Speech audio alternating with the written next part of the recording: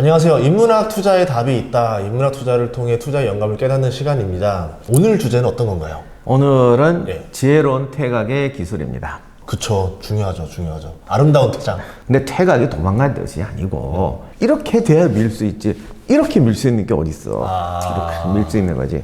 전쟁사를 쭉 보면 전쟁사를 통틀어서 가장 끔찍한 단어가 하나 있어요. 한 채 땅도 뺏길 수 없다. 지금도 예. 만약에 뭐 참모총장이나 국방부 장관님이 물러설 때 물러서야 됩니다. 뭐 유엔 이랬다가 아마 날라가죠. 몰매를 맞을 거야. 날라가죠. 그리고 한 채 땅도 빼앗길 수 없다. 이러는 사람이 분명히 투표로 뽑는다면 네. 이게 될 거예요. 멋있잖아요. 네. 그래서, 네. 근데 우리가 정말 2차 세계대전, 1차 세계대전 어마어마한 희생은 전부 295 때문에 났어요. 전쟁이란 어차피 라이트 레프트 주고받고 싸우는 건데 네. 한 채 땅도 빼앗길 수 없다는 건 한 대도 안 맞고 이기겠다는 거거든.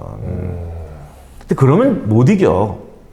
아마 권투하는 분, 격투기 하는 분한테 한 대도 안 맞고 이기는 법을 가르쳐 주세요. 그럼 집에 가라고 그럴걸. 그거는 패전하는 방법이죠. 근데 제가 정말 이 말씀 꼭 드리고 싶은 게 어마어마하게 죽었어요. 진짜 어마어마하게. 예를 들면 뭐 베르덩 전투, 독서 전쟁 때 뭐 몇백만 명, 스탈린그라드 전투.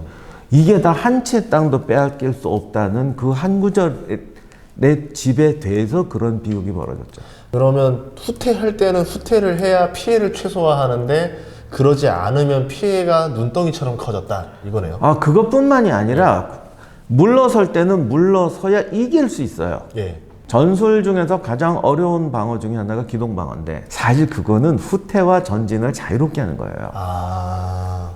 그리고 주어진 상황, 예를 들면 공격 앞으로, 돌격 앞으로 이러는 게 아니라 후퇴를 잘하는, 이 사실 후퇴가 어렵거든. 굉장히 어려운 기술을 통해서 최적의 지점을 잡아서 공격하는 거거든요. 더 그러니까 진짜롭다. 기동 방어는 사실은 후퇴를 잘해야 돼요. 그래서 후퇴 방어라는 이름이 더 난데 예. 그랬다면 아마 전술 교과서에서 빠졌겠지. 근데 주식도 하다 보면 이러거든요. 1%의 손실도 보면 안 된다. 똑같은 것 같아요. 그러니까 안 할 땐 안 해야 되는데 사람들이 물러서면 안 된다. 계속 돌진해라 이러다가 이제 피해가 누적되고 심각해지는 게 너무 많아요. 그뿐인가 전망이 안 좋습니다라고 하거나 네. 환율이 올라갈 겁니다 그러면 사람들이 와서 융단 폭격을 해야 되지. 특히 개인 투자자들은 괜찮아요. 근데 이제 증권가 쪽은 더 하잖아요. 그러니까 그런 것에 대해서 화를 낼 이유가 없잖아. 틀릴 수는 있지만 네. 분노할 필요는 없잖아. 근데 우리가 너무 그런 게 이제 강하죠. 그래서 아무리 이렇게 말해도요, 이 진짜 한마디 때문에 1000만 명이 죽어요. 거기는 사령관만 정말 책임이 있을까? 정말 우리 모두의 책임이에요, 그거는. 물론 그렇다고 해서 예.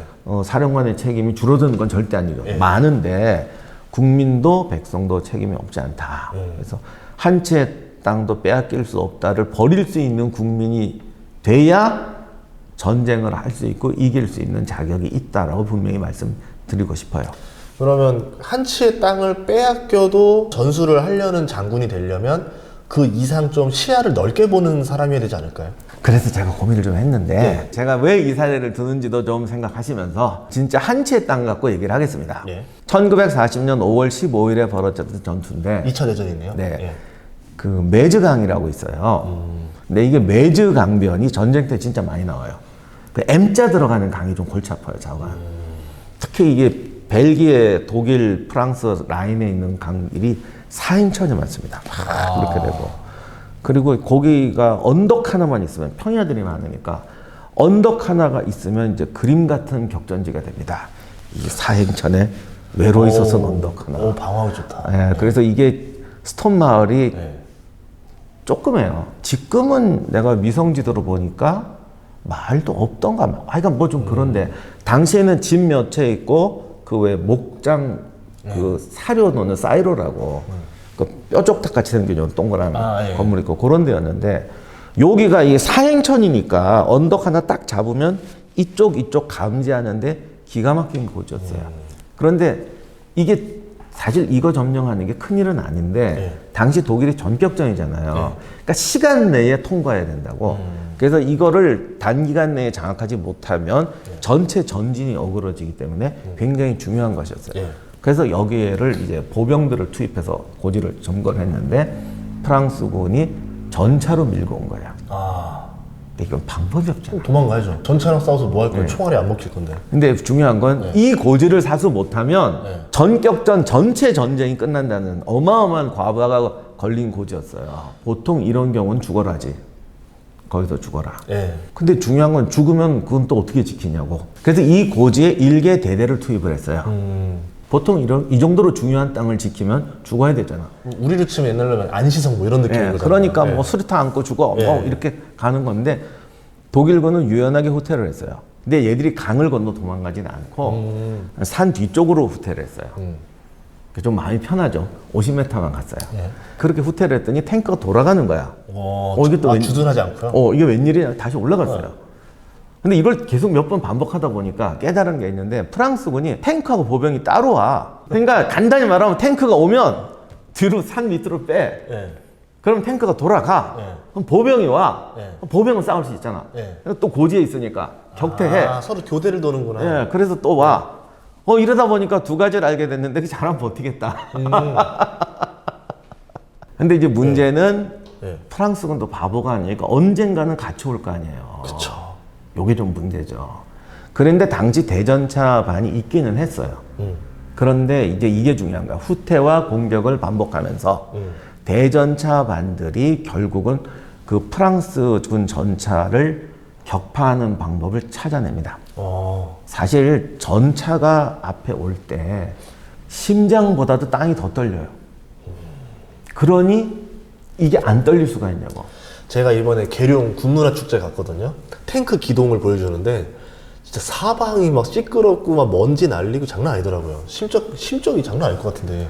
이거는 훈련으로 다져놓지 않고 진짜 갑자기 탱크가 나면은 아무것도 안 될 것 같다는 생각이 들더라고요. 그리고 훈련이 아니라 지금 제가 날 죽이러 오는 거잖아. 그러니까 보이면 쏠 건데 진짜 그게 무서울 것 되냐고. 같아요. 그래서 그런 상황이기 때문에 독일군 대전차반 애들이 절대 초반엔 제대로 대응을 못하고 뭘 어디를 맞춰라 포탑 아래로 맞춰라 못해요.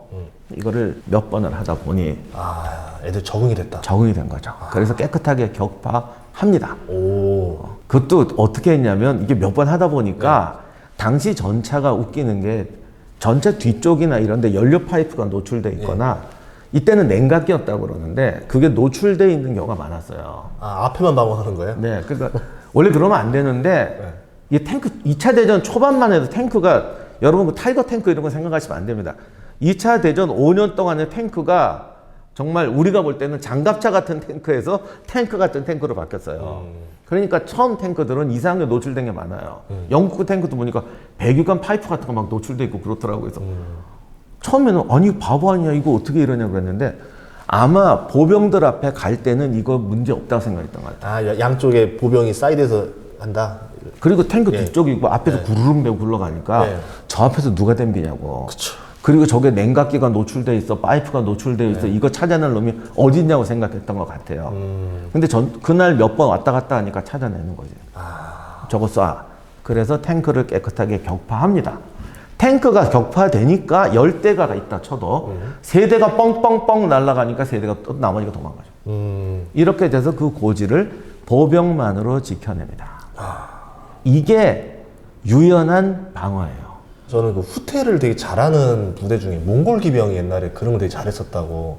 망구다이 전략이라고 해서 뭐 후퇴해서 계속 후퇴하면서 상대방을 이렇게 막 꼬시다가 마지막에 한 번에 확 밀어버린다면서요. 그러니까 제가 전쟁사에서 늘 하는 말인데 강한 부대, 예. 기동성 훌륭한 부대들은 항상 하는 말이 걔들 후퇴가 없다고 그러죠. 그러니까 이게 사실 유연한 후퇴인데 걔들은 항상 뒤로 전진, 옆으로 전진. 근데 그 말이 진짜 맞는 말이에요. 아, 뒤로 전진. 왜냐하면 전투를 포기하고 난 안 싸울래 하고 도망가면서 뒤로 전진은 거짓말인데 몽골 기병들은 진짜 뒤로 전진, 옆으로 전진, 360도 전진이거든. 왜? 싸워서 이기려는 목적 하에서 가장 적절한 장소를 선택해서 가는 거니까 거기서 방향을 갖고 시비 걸지 말라는 거죠. 그게 진짜 유연한 후퇴예요. 진짜 전투 부대고. 아, 정말 주식 시장에서 많은 교훈이 되는 내용인 것 같아요. 왜냐하면 상승장이고 하락장이 있는데 사람들은 뭐 하락장에서도 전진, 상승장에서도 전진 이런 데 보면 뭐 금리 한 2022년 이번에 보시면 아시겠지만 전반적으로 매크로 상황이 나빠졌을 때는 이거를 너무 힘으로 뚫으려다 보면은 큰 피해가 올 수도 있다. 차라리 적당하게 그럴 땐 또 잘 방어를 하고 또 상승장일 때는 또 과감하게 또 진격을 하고 이거를 잘 조율을 해야 되겠다. 이런 생각을 들었습니다. 자신이 투지와 예. 전의 그리고 주어진 상황을 분석하려는, 그러니까 포기하지 않으려는 의지가 있다면 어디로 가든 전진이에요. 아, 그럼 우리는 손실 본 게 아니에요. 약간 뒤로 이익이 난 거야. 아래로 이익이 난 것 뿐인 거예요. 알겠습니다. 네, 힘내시고 또 이 이야기를 통해서 여러분들이 더 멘탈 다시 회복하고 앞으로 투자에 또 다시 한번 도움이 되길 바라도록 하겠습니다. 모두가 똑똑한 투자를 할 때까지 인문학 주식 많은 시청 부탁드리겠습니다. 감사합니다.